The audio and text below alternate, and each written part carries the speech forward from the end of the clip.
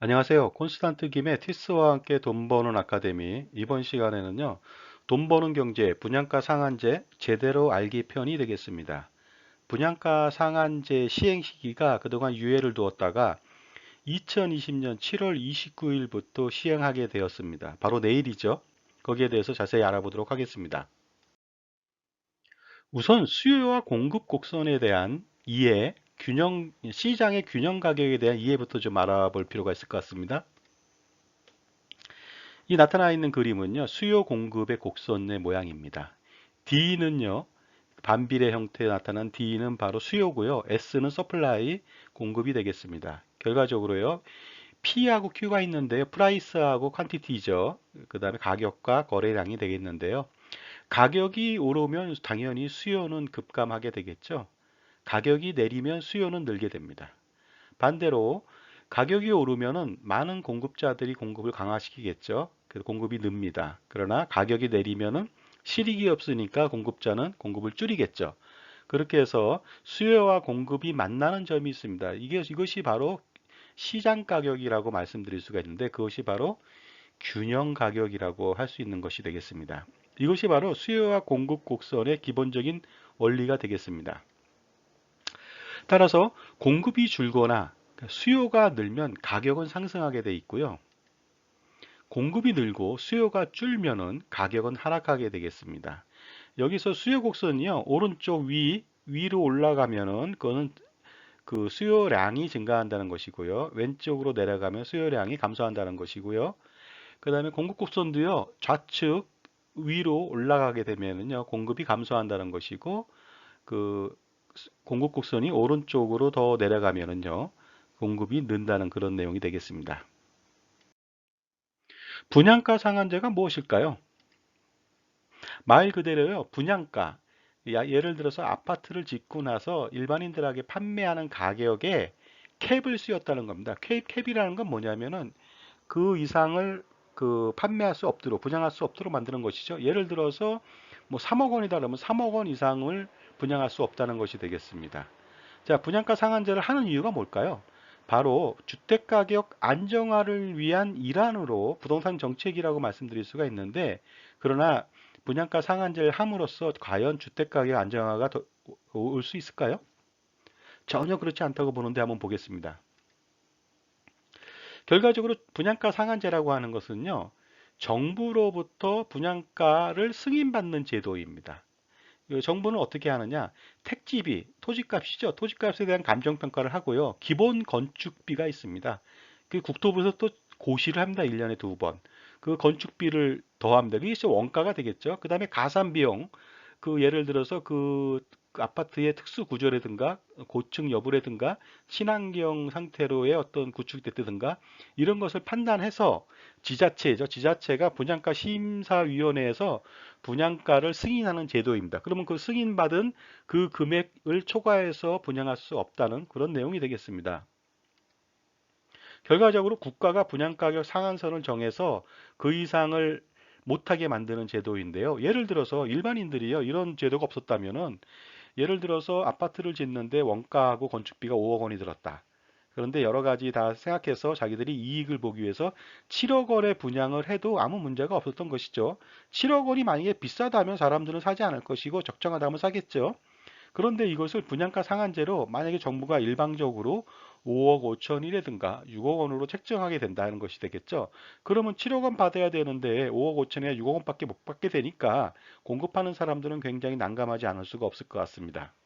물론 이런 분양가 상한제 최초 시행할 때 이것을 사는 사람들은 굉장히 유리할 수가 있겠죠. 그러나 그것은 한시적입니다. 지금 현재 분양가 상한제를 시행하는 지역이 있습니다. 서울은 18개구, 강남, 서초, 송파, 강동 등 18개구고요. 309동이 바로 지정되어 있고요. 경기도는 3개시, 과천, 광명, 하남시에 13개 동이 우선적으로 분양가 상한제를 적용받고 있습니다. 그런데요, 우리가 분양가 상한제는 언제나 실패를 해왔다. 그런 류의 그 정책들은 언제나 실패했다는 것을 반면 교사로 삼을 필요가 있는데요. 우리가 역사에서도 그런 정책들이 실질적으로 선의로 시작됐으나 결과는 참담하기 그지없는 처참한 결과를 가져왔다는 것을 통해서 우리가 한번 그 반면교사, 온고지신이라고 할 수 있겠죠. 삼어서 올바른 정책을 추진할 필요가 있습니다. 한번 알아볼까요? 이 사람은 누구일까요? 이 사람은요, 아주 유명한 사람입니다. 공포정치, 귀요틴이라고 하는 단두대 하면 생각나는 사람이고요. 프랑스 대혁명 시기에 공포정치로 유명했던 정치가입니다. 이름이 좀 깁니다. 근데 우리가 알고 있는 이름은요, 로베스피에르라고 하죠. 근데 원래 그 프랑스 원래 이름명은요, 막시밀리앙 프랑스와 마리 이지도르 드 로베스피에르라고 할 수 있게 되겠습니다. 이 사람의 정책은요, 굉장히 서민을 위한 정책들을 많이 썼습니다. 그런데 그런 것들이 오히려 서민을 죽이는 결과를 가져왔다는 것에 유념할 필요가 있다는 것이죠. 자, 우유값을 강제로 인하시키는 조치를 취해서 결과적으로 엄청난 참사가 일어난 정책을 한번 알아보도록 하겠습니다. 그 당시 프랑스는요, 물가가 상승하고요, 살기가 굉장히 좀 어려웠습니다. 왕정이 무너진 그런 혼란기였고요. 그러다 보니까 그 로베스피에르가 정권을 잡고 나서 보니까 많은 시민들이 걱정을 하는 거죠. 이구동성으로 어린이들, 아이들 먹을 우유값이 너무 비싸서 걱정이라고 얘기를 하니까 로베스피에르가 서민을 위한다는 정책으로 일환으로 우유값을 강제로 인하 조치를 했습니다. 이 분양가 상한제랑 다른 게 없는 거죠. 우유값을 낮춘 거죠. 예를 들어서 1리터에 2,000원에 팔리는데 1,500원에 팔아라. 초과되면 가만 안 두겠다. 이렇게 엄포를 놨죠. 실질적으로 우유값을 강제로 인하시켰습니다. 강제로 인하시켰는데 만약에 그 이상을 팔게 되면 단두대로 처형하겠다고 엄포까지 놓았죠. 그러다 보니까 가격을 예를 들어서 1리터에 2,000원에 팔던 사람이 1,000원에 팔라고 하니까 굉장히 좀 난감하지 않을 수가 없겠죠. 따라서 우유를 판매하는 사람들, 낙농업계죠. 낙농업계 사람들은요, 우유를 팔아봤자 손해가 나거나 실익이 전혀 없다는 것이 되겠습니다. 그러니까 그 사람들은 팔 수가 없어요. 그러니까 젖소를 어떻게 하느냐? 도축하기에 이른 겁니다. 왜냐하면 도축해서 고기로 파는 것이 훨씬 더 이득이기 때문에 그 우유를 생산하지 않고 젖소를 도축하기 시작했습니다. 그렇게 되다 보니까요, 시중에는 젖소가 없으니까 우유 공급이 급감하게 되죠.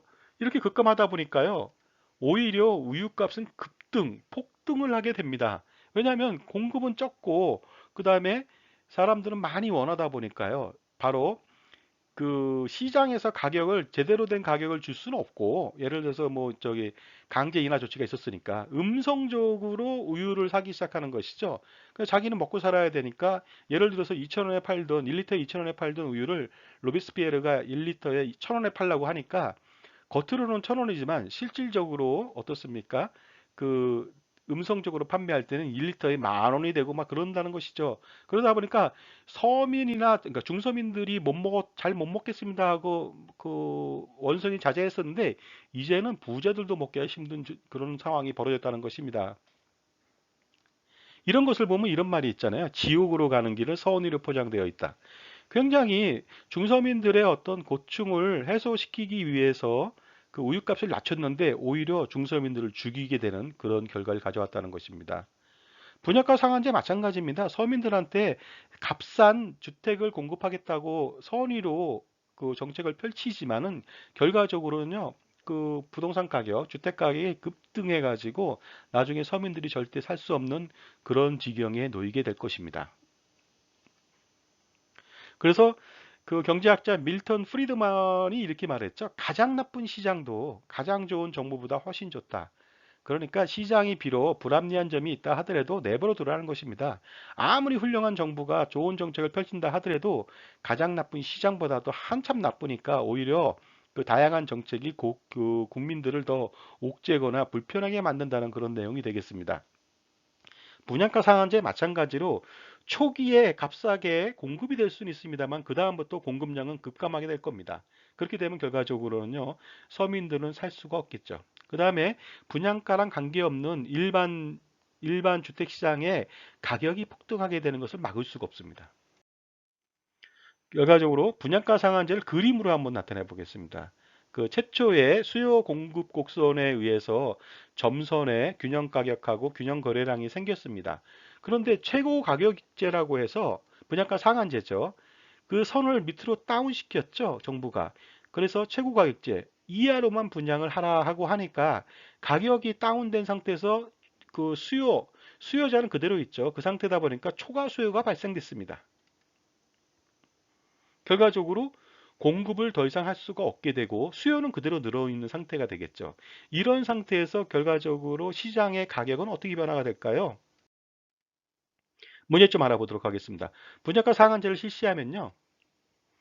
기본적으로 예를 들어서 뭐 그 아파트를 5억에 팔 수 있는 사람이 일반 택지 분양하는 사람들이 있죠. 아파트 분양하는 사람들이 그 사람들이 그 한 채당 5억에 팔 수 있는데 정부가 4억에 팔려고 한다면은 수익에 문제가 발생하겠죠. 그렇다면 다시는 분양을 하지 않습니다. 결과적으로 공급 활동이 급감하게 됩니다. 그렇게 되면 점점 더 초과 수요가 발생되겠죠.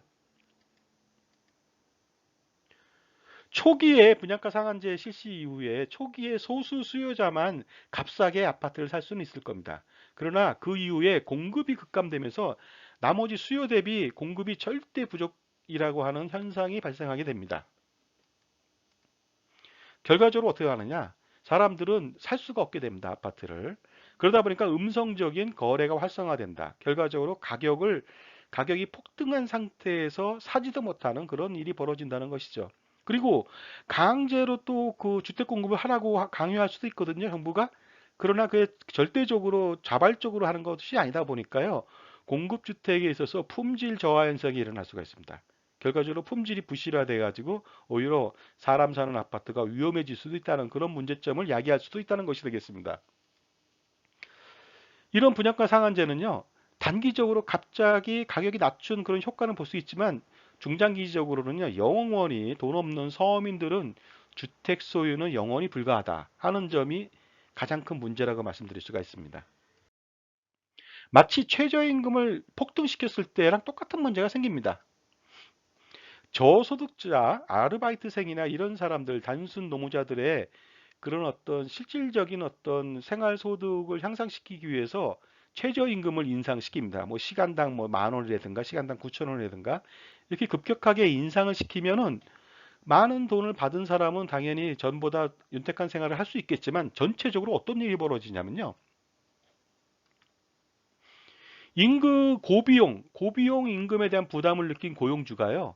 결과적으로 어떻게 되냐면요. 고용을 축소하거나 그 사람을 내보낸다는 거죠. 결과적으로 이렇게 돼서 실업 대란이 일어난다는 것입니다. 실질적으로 2020년도에도요. 그 최저임금이 급격한 상승이 일어난 다음에 어떤 일이 벌어졌느냐? 편의점의 알바가 주인보다 월급이 더 많습니다. 받아가는 게. 알바생은 200만 원을 버는데 그 주인은 알바비 내주고 여러 가지 각종 비용 빼다 보니까 150도 못 번다는 것이죠. 그러면 주인이 할 수 있는 길은 뭐겠습니까? 아르바이트생을 없앱니다. 그리고요, 자기가 직접 경영하거나 자기 가족 경영을 합니다. 그리고요, 나아가서는 아마 인건비를 줄이기 위해서 AI를 대체해서 쓸 수도 있습니다. 결과적으로 이로 인해서 최저임금을 인상시켰더니만 오히려 고용의 대란이 일어나더라. 실업이 대란이 일어나더라. 그리고 정상적으로 뭐 주 36시간 이상 그 일하던 사람들이 시간 단축해서요. 짧은 시간에 그 단기 알바로 전전하더라. 이런 내용들이 발생할 수 있다는 것이 되겠습니다. 결과적으로 서민을 위한다는 정책이 오히려 서민을 울리는 정책으로 변질된다. 왜 그럴까요? 이것은 바로 시장의 원리에 뭐 맡기지 않았다는 것이죠. 강제화시켰다는 것입니다. 가격이나 그 수요에 대한 것들을 여기서 이제 가격이 되겠죠. 가격을 강제화시키니까 원활한 시장이 작동되지 않는다는 것이 되겠습니다. 또한 이런 것도 있습니다. 이자율 상한제. 그 가난하고 신용도가 좀 떨어지는 사람들이 그 은행에서 대출을 받기가 어렵습니다. 저신용자다 보니까 이금융권에서도 받기가 어렵습니다. 그러다 보니까 그 대부업에서도 받기가 좀 만만치 않습니다. 그런 사람들이 결과적으로 고리대금업이라고 하는 사금융에서 받게 되면 살인적인 금리 적용을 받게 돼서 결과적으로 무슨 뭐 자살을 하거나 굉장히 경제활동에 낭패를 보게 되는 경우가 많은데요. 그것을 도와주고자 저신용자를 도와주고자 이자율 상한제, 예를 들어서 연 24%를 초과할 수 없다. 이런 식으로 얘기해버리면 옛날에 연 44, 48%였거든요. 그렇게 좀 낮춰주면은 저신용자, 가난한 사람을 도와주는 것처럼 보입니다. 하지만 어떤 문제가 생기냐면요. 그 금리가 낮아지면은요. 일반 제도권 금융권에서는요.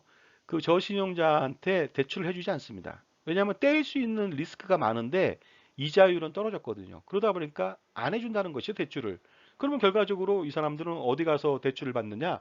사금융권, 일순으로를 통해서 받게 되니까 더 큰 이자율 부담을 가져가게 된다는 것이죠. 그 최고 이자율, 이자율 상한 제도를 바로 실시하면 서민들을 위하는 정책 같지만 실질적으로는요, 저신용자들의 대출은 거의 차단됩니다. 그 일반 금융권에선 취급하지 않게 되겠죠. 왜냐하면 파산할 위험이 많기 때문입니다. 디폴트 가능성이 높기 때문이죠. 그래서 결과적으로 저신용자들, 신용 등급이 굉장히 낮은 사람들 있잖아요. 고금리 사금융으로 이용을 증대하다 보니까 결과적으로 더 가난의 그 굴레에서 벗어날 수 없는 일이 벌어진다는 것입니다. 결과적으로요. 그 분양가 상한제 이거 문제가 심각합니다. 정부의 간섭이나 정책보다는 그 시장 원리, 수요와 공급의 원칙이 따르는 시장 원리에 맡겨야만 원활한 경제 활동이 도움이 되는데요. 강제화 시킨다고 해서 그것이 정상적으로 꾸준하게 그 원하는 그대로 목적을 달성하기는 어렵다는 것이 되겠습니다. 그래서 하루빨리 분양가 상한제에 대한 그 폐해를 알고 폐지를 하고 원활한 그런 어떤 수요 공급이 일어날 수 있는 간섭을 최소화시키는 정책으로의 변화를 한번 기대해 보겠습니다. 지금까지 돈 버는 경제 분양가 상한제 제대로 알기를 마치겠습니다. 콘스탄트 김의 티스와 함께 돈 버는 아카데미를 마치겠습니다. 감사합니다.